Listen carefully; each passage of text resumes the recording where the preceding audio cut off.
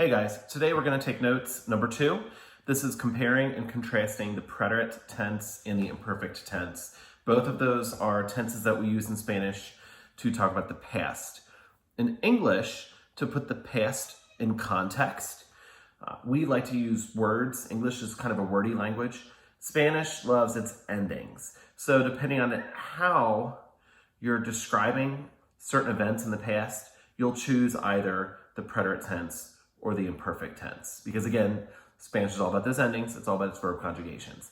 So to make that make more sense, we're gonna look at some examples in the notes. So this is kind of a wordy set of notes. I hope you're ready for it. So here we go. So what we're gonna do is we're gonna discuss when the preterite is the better choice for conjugating your verb in the past tense, and then when the imperfect is the better choice. So as you can see, I have some bullet points here. So we use the preterite in Spanish for a single event that happened once. For example, a single event at a specific time in the past, or sequential action. Like if you're narrating a story and you want to say first something happened, then a different thing happened. Later on, such and such happened. Okay? So you want to put these on your notes, hit pause. Okay. Now, if this doesn't make a whole lot of sense to you yet, don't worry about it, because this is one of those concepts that I think through examples, doing examples together, can finally kind of start to gel. So at this point, you just want to enter this into your notes. If you have questions, you probably should. So we'll continue to work on this when we get to examples. But moving on, okay, so make sure you get this all written down. Here are your rationales for the imperfect. We will use the imperfect tense, which is our new tense that we did in notes number 1. That would be the aba and ia. Kind of for the opposite type of event in the past. So in the past tense, the preterite is for your simple single actions. Well, the imperfect is for repeated actions or ongoing actions. For example, habits and routine activities. So if you want to say, I used to play soccer, or on Tuesdays, I always went to my friend's house. Think about the stuff you used to do when you were a little kid. Lots of us had things we did when we were young on a certain day or at a certain time. And it was sort of a little habit or a little hobby that we had that we always used to do. Did it more than just one time, you'd use the imperfect for that. Another bullet point of the imperfect is we use the imperfect for actions that have no specific beginning or end, that are rather unclear. For example, to say how you felt. Or often in English, when we'll use the expression someone was blanking or someone used to blank, those are often clues that in Spanish we would opt for the imperfect tense. And descriptions, to describe what someone used to be like. Okay? So the imperfect is kind of more for those vague, unclear events in the past, whereas the preterite would be short, clipped, this happened, this happened, this happened, this happened, one-time events. Now, if that seems confusing, I feel your pain. I think the preterite and the imperfect often can be tricky, especially because sometimes there is a bit of gray area with the preterite and the imperfect, where you look at an example sentence or an item that you have to translate, like for class, or you're trying to speak with a Spanish speaker, and you think, gee, I don't know which one would work here. In fact, this past summer, I was in Spain with my friend Nuria, and she's a native Spanish speaker. She lives in Spain, but she's learned English, and she's pretty good at it. And I asked her, I said, Nuria, I said, would you use the preterito or the imperfecto here? And it was the verb ser. I wanted to put in the past, say someone or something was. And I said, would I say era, which would be the imperfect, or fue, which would be the preterite? And she thought for a minute and she said, honestly, I think either could work. So if a Spaniard sometimes can't tell the difference between these two, we're not going to expect you to get every single one of these right every single time. Okay, so we're shooting for basic examples so we can start to work with these two tenses. Okay, so we give you clues. You'll often see a clue in any sort of assignment in class, and it'll be one of these clue words. And if you look, these are words that you'll often see associated with the preterite because these are for units of time that are very specific units of time with a clear beginning and a clear end.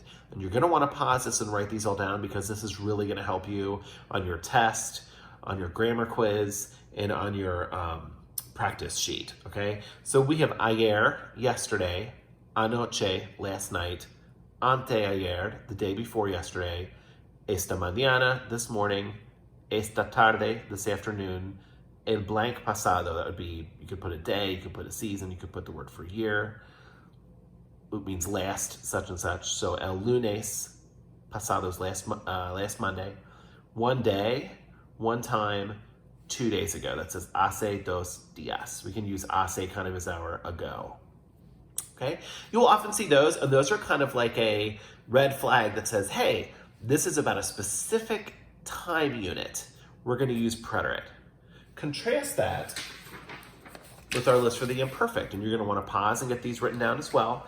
These are time expressions too, but these are much more broad, generalized time expressions that don't have a clear beginning and don't have a clear end. Like de niño, or you could say de niña, as a child. Well, if I wanted to tell you about what I was like as a child, there was no specific moment that I stopped being a child. It's a slow process. Todos los días, every day. So it's not one specific unit, it's repeated units. Los lunes, Mondays, muchas veces, often, a veces, sometimes, siempre, always, nunca, never. If you always did something, you for sure didn't do it once because you always did it. And if I said when was always, you would have a hard time defining that because always, and the rest of these expressions don't have that clear start and finish. By the way, here's another one. Mientras. Mientras is our word for while. It's a really good word, and I don't think we've seen it before, but it does show up in some of our materials. Okay, and here I have 5 examples for you. I went ahead and filled in the Spanish for each of these sentences, but I left the verbs blank. What I want you to do is take a minute and read through each of these 5 sentences. Look for your clue words because they have been inserted. Remember, we have our imperfect and our preterite clue words. Look for your clue words and see if they can help you decide whether you would conjugate the verbs in the preterite tense or in the imperfect tense. Hit pause, see if you can figure them out, and I'm going to come right back and show you the answers. And we're back. You might not notice it, but I did go through and notate each of our blanks with either an I or a P. So number 1, number 4, and number 5 get a letter I. These need to be in the imperfect. Numbers 2 and 3 were marked with the letter P. They are conjugated in the preterite. We're going to put number 1 in the imperfect because as a child is a very broad era of time. It's not a one-time event. It lasted over years and years and years, and I can't tell you when it started and I can't tell you when it stopped either. It's kind of vague start, vague stop. So this is a pattern that went on for a long span of my life, not just one incident. So I will use our new tense, the imperfect. It's our aba tense. Let's look at the other imperfects. Number 4, when we were young. Now this does not have specifically one of our clue words, but referencing when we were young is not something that happened once that you could maybe pinpoint on a calendar as a clear one-time event. It's a broad expanse of time.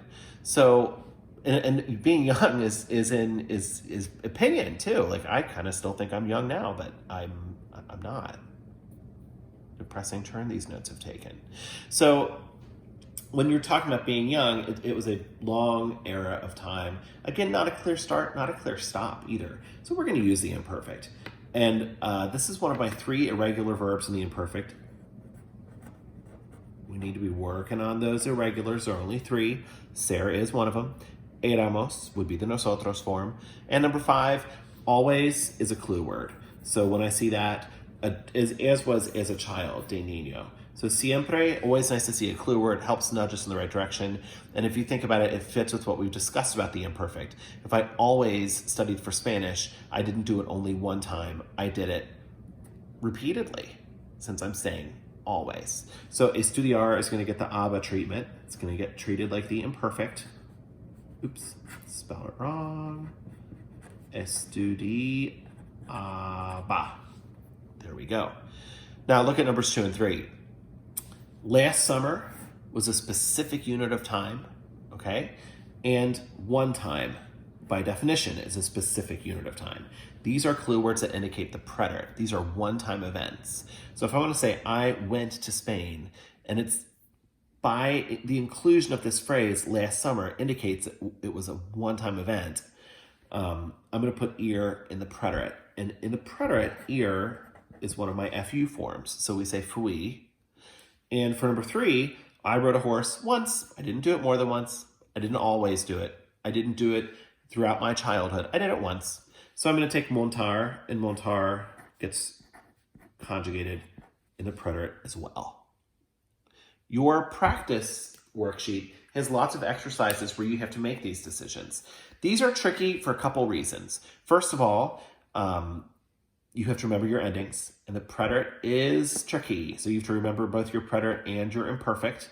Secondly, sometimes there can be gray area. We try really hard to not give you any scenario where you're going to have that gray area, but it does come up sometimes, and we don't like gray. We like black and white when we're trying to learn things and do things. So definitely some thinking has to happen when we work with the imperfect and the preterite. One last thing.